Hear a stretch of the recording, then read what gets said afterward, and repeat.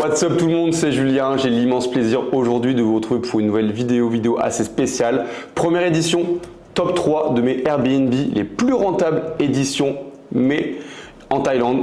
Donc comme vous allez pouvoir le voir, mais c'est un mois qui est assez faible quand on le compare au mois dernier, surtout au mois de janvier, mois de février, les mois de haute saison. Mais on a quand même réussi à faire un certain bénéfice. On a sauvé les meubles comme on dit.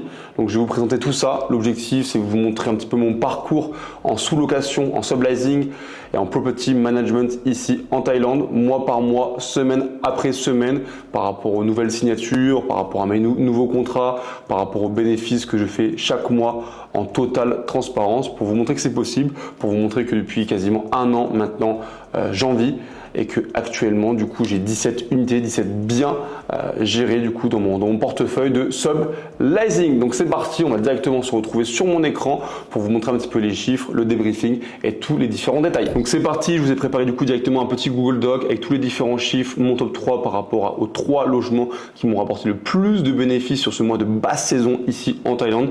Vous allez voir que même en basse saison, on peut quand même tirer des bénéfices très intéressants. Donc c'est ce que l'on va voir du coup au sein de cette vidéo.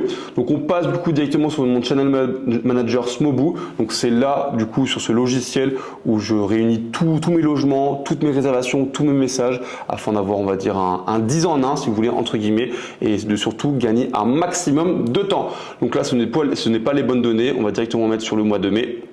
À savoir que sur le mois de mai, pour un total des logements, du coup j'avais 15 logements. Vous pouvez voir que j'en ai 17 actuellement au champ de cette vidéo. J'en ai même 19 car j'en ai signé 2 assez récemment. Je vous mettrai du coup la vidéo YouTube prochainement, c'est 2 tout BR.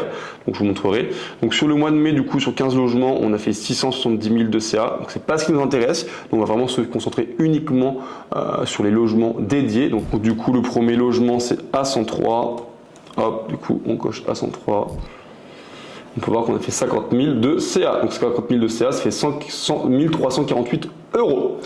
On peut voir que le taux d'occupation était de 84%. Donc on est quand même en basse saison. On n'a pas réussi à reacher les 95 ou 100%.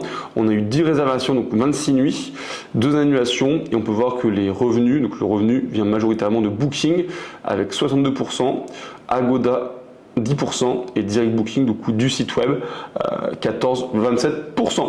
Donc là, on a vraiment, on va dire, maximisé les extends vu qu'on est en basse saison. Et on a aussi mis en place une stratégie un petit peu de discount, d'extend poussé pour pouvoir du coup fidéliser le consommateur. Donc directement, du coup, au niveau des revenus, du coup des frais de plateforme, on a eu pour 4 434 bahts. Donc excusez-moi, on va quand même parler en bas d'une manière générale, vu qu'on traite directement en Thaïlande. Le loyer, je paye 15 000. Le ménage, on en a eu du coup pour 7 000. Électricité, eau, 2345. Sur ce logement, il n'y a pas eu de maintenance ce mois-ci, donc top. Et du coup, pour un revenu net, donc hop, je vais vous mettre ça tout de suite. Donc 21 221 bahts pour 560 € du coup de revenus sur ce mois de basse saison. Ça reste quand même pas négligeable, ça reste quand même assez intéressant en sachant que je paye quasiment, à peu près 400 € de loyer. J'ai quand même fait x2 sur le loyer en termes de bénéfices nets, donc plutôt pas mal. Et du coup A103 se classe en 3e position. Ensuite B103, c'est parti, on va sélectionner B103. Donc B103, 51 000 du coup de revenus, 97% de taux d'occupation. Donc là vous allez me dire, ok Julien, tu as fait le même revenu du coup que l'autre réservation, mais elle se classe du coup en seconde position. Car oui, B103, c'est directement un appartement qui n'est pas dans un condominium, attention, mais dans un mini immeuble de moins de 20 personnes. Donc qui plus est, je suis en totale légalité, même sans licence hôtelière, de pouvoir l'avoir directement en subleasing. D'ailleurs, je vous ferai bientôt une vidéo pour vous montrer ce qui est légal et illégal par rapport au subleasing vis-à-vis des condominiums en Thaïlande, car la loi est quand même assez floue d'une manière générale et il faut faire attention, surtout si vous traitez dans les grandes villes comme Bangkok, Chiang Mai, Phuket, etc., où il y a vraiment beaucoup de condominiums. Donc du coup, 51 000 directement, ce qui nous fait, tac, donc je vous mets ça tout de suite, donc, ce qui nous fait du coup 1375 €. Frais de plateforme 6 345, 12 000 de loyer, donc vous pouvez voir que je paye quand même 3 000 bahts en moins au niveau du loyer. À savoir que c'est à chaque fois des une chambre, je précise A103, B103, ce sont des une chambre. 6 300 de ménage, 1 745 du coup d'électricité plus eau, et pareil 0 de maintenance. On a un petit peu de chance sur ce mois-ci, donc top. Mais généralement la maintenance, c'est soit de l'usure, ce sont des guests qui vont abîmer les logements ou les dégrader. Donc généralement ça va passer en mode assurance, donc c'est pas vraiment des frais de maintenance. On les met quand même quand on paye de notre poche, mais généralement si je mets que c'est de la maintenance, c'est que c'est des frais qu'on paye de notre poche directement. Du coup au niveau des revenus, donc là on a un peu d'Airbnb, 12%, 55% du coup Booking. Booking c'est vraiment un vecteur de trafic de ouf. Ils sont très chiants.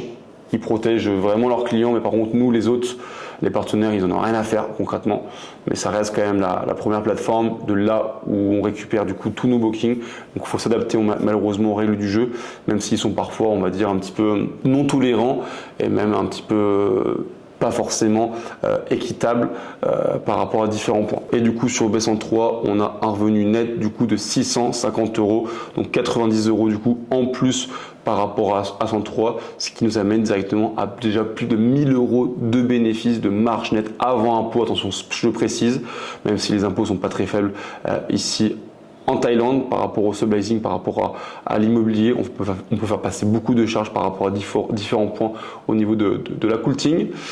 Donc on arrive directement à plus de 1000 € de bénéfices avec seulement 2 logements en basse saison. Mais pour vous donner du coup un comparatif, B103, donc là B103 j'ai fait 650 € de bénéfices sur un mois de basse saison. Je vous montre tout de suite du coup sur un mois de janvier combien de bénéfices on a fait. Je mets le premier, tac. Donc juste sur janvier, vous imaginez, donc là on a fait du coup 650 € juste sur janvier pour 51 000 de CA. Donc là on avait plus du double de CA sur janvier. Sur un mois de haute saison, donc j'ai à peu près fait quasiment 1400, bon j'ai pas les chiffres en tête, mais environ entre 1400 et 1600 € de bénéfices avec un seul logement. Imaginez quand vous en avez 3, 4, 5, vous pouvez faire facilement vous pouvez très facilement monter à 5, 6, 7, 8 000 € de bénéfices avec quelques logements si vous avez les bonnes stratégies et que tout simplement vous mettez les bonnes choses en place. Donc 650 € du coup sur B103 et le dernier du coup on arrive sur Amsterdam. Donc Amsterdam on a fait 68 000 du coup directement au niveau du revenu.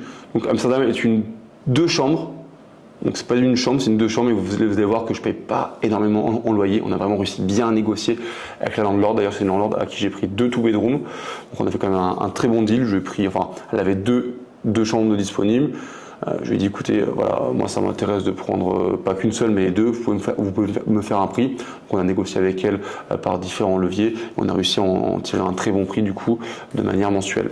Donc 4 réservations, une annulation, 87% de taux d'occupation, donc on aurait pu quand même gratter un 10% en plus, donc là il cherchait très facilement les 75, 76, 78 000 de CA, mais ça reste quand même très correct. Donc là on peut voir que le revenu majoritaire vient principalement d'Airbnb avec 70%, Booking 20 et réservation directe 10% d'une manière générale. Donc quand on re-switch dessus, donc hop, directement. Donc Amsterdam 1338 du coût de CA euros. On a eu 5000 de coût de frais de plateforme, 20 000 de loyer. Vous pouvez voir que pour une 2 chambres, c'est pas énorme. Honnêtement, quand on compare la une aux deux, une chambre ici juste avant. 9600 de frais de ménage, parce que les ménages du coup sont un petit peu plus chers, bien évidemment vu que c'est une 2 chambres. 3445 électricité eau, au vu du fait qu'il y a 2 clims, et donc une clim comparément aux 2, une chambre. Et du coup, pour un revenu net de quasiment 800 €, donc 30 000 bahts, 793 €. Ce qui nous fait un total du coup de 2004 €, donc 75 000 bahts directement. Donc c'est quand même très très agréable, on va dire d'une manière générale, pour un mois de basse saison, de tirer quasiment un peu plus de 2000 € sur 3 logements, en sachant que la basse saison c'est quand même un mois qui est assez compliqué pour la plupart des business, parce que là sur le market research, si vous voulez, de manière générale en Thaïlande, on va être sur des taux d'occupation entre 30 et 40%, ce qui veut dire qu'il va y avoir plus de 2 logements, enfin 2 logements sur 3 qui vont être vides. Donc si malheureusement vous n'avez pas les bonnes stratégies, vous négligez pas mal de points qui peuvent être très importants, surtout par rapport au ranking, surtout par rapport au fait de peaufiner ses listings, etc. Vous allez être malheureusement dans ces 2 tiers qui ne seront pas loués et il n'y aura qu'un seul tiers qui sera du coup loué au niveau des logements par rapport aux différentes plateformes. Parce que là, si on compare du coup sur les 3 logements, je reste quand même sur un taux d'occupation d'environ 85%, ce qui est très intéressant en sachant que le market, d'une manière générale, dashboard, va être aux alentours de 30, 35 voire 40% sur certaines zones. Donc voilà l'équipe, j'espère que la vidéo vous aura plu au niveau des différents chiffres. Si vous voulez également que je vous fasse une vidéo plus complète, je sais pas, un débrief de chaque mois par rapport à tous mes logements, etc. de manière condensée avec voilà, quelques screens, également le fait de repasser sur Smoobu, etc. et de faire, on va dire, un plus gros top. Dites-le moi en commentaire. En tout cas, c'est ni le premier ni le dernier au niveau des top 3. On va répéter ça chaque mois pour vous montrer un petit peu mon évolution en subleasing par rapport à la Thaïlande, également en property management, car j'ai aussi développé cette activité de property management il y a à peu près 3-4 mois, quand les propriétaires ne voulaient pas faire du subleasing ou quand ils voulaient, on va dire, un modèle un petit peu différent, afin aussi de contrer les objections par rapport au closing. Donc j'espère que la vidéo vous aura plu. C'était Julien, n'hésitez pas à mettre un commentaire, un like et à la partager. Ciao, bye bye.